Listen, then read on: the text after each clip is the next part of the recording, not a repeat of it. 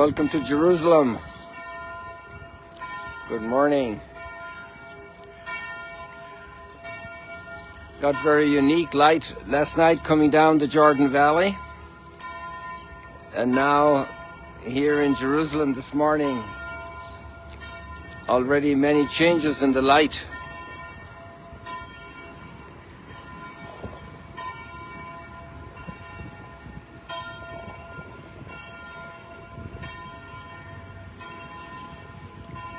We're looking across to Jordan, to the mountains of Moab, just behind the Dead Sea. And we did have a very nice sunrise a couple of minutes ago, which I caught on Instagram. You should see those colors.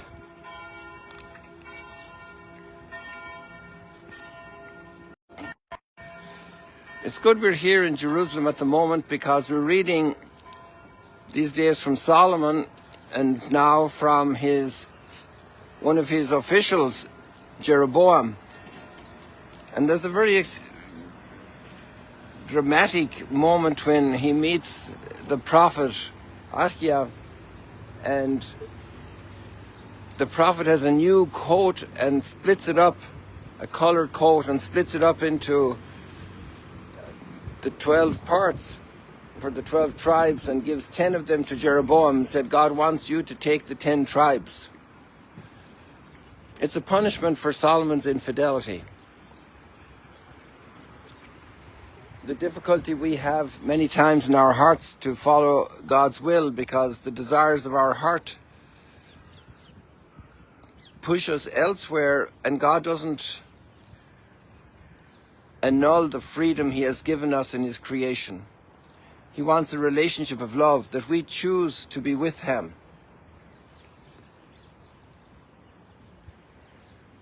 What a dramatic choice.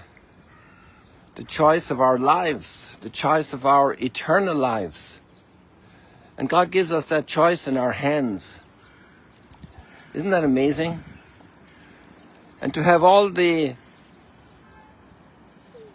ability to choose to follow, to hear God's word and to follow.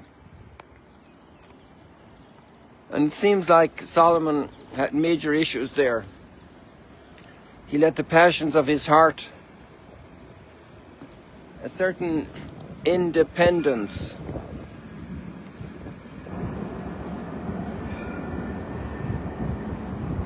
it's one of the strongest lines of the scriptures. If the Lord doesn't build the house, in vain do the laborers build. If the Lord doesn't guard the city, in vain do the vigils keep watch. What a great challenge for us to work with the Lord in our lives, in the small things, in the education of children, which is the biggest thing.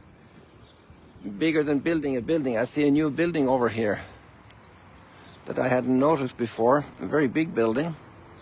There we have on the right the King David Hotel, then it was called the Solomon Hotel, and then now we have a new big building there that didn't exist before. I'm not sure if it's apartments or what it is. Unless the Lord build the house, in vain do the laborers build. And Solomon wants the kingdom on his terms, from a very selfish way. And it crumbles, collapses. We can't hold the world together. We can't even hold our little world together. What a powerful message. And then Jesus coming down from Tyre and Sidon yesterday with the Syrophoenician woman.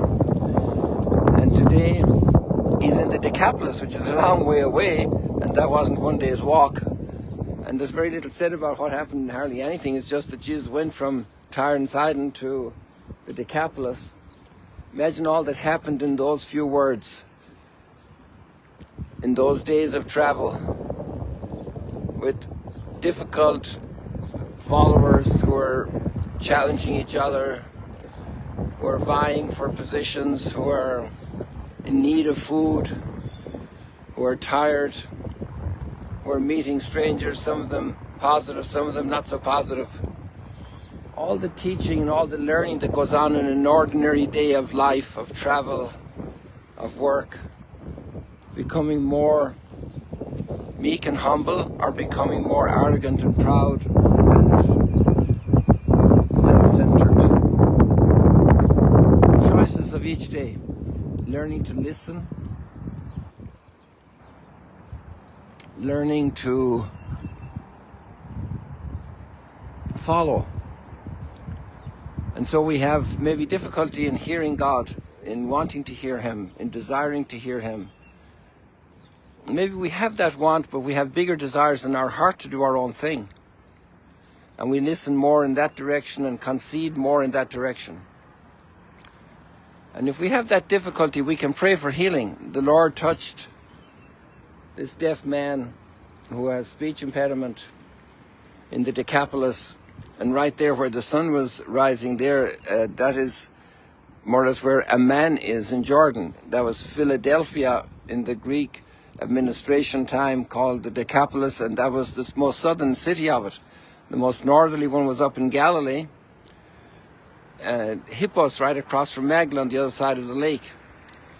Two other famous cities were Jerash in Jordan, the best preserved Roman city there is, and Decapolis in Israel, the capital of the Decapolis.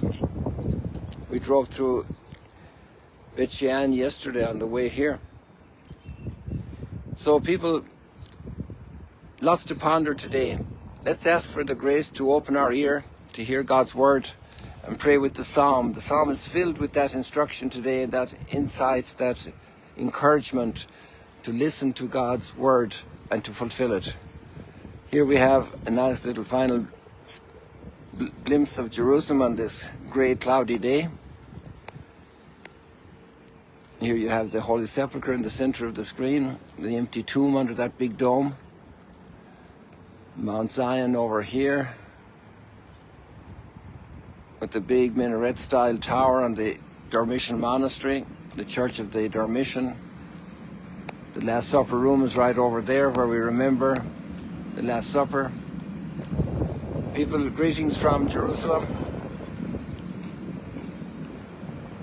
God bless you. Let's pray for each other that we can let the Lord open our ears and train us with a well-trained ear to hear His word. God bless you. Blessings from Jerusalem, and pray for Jerusalem.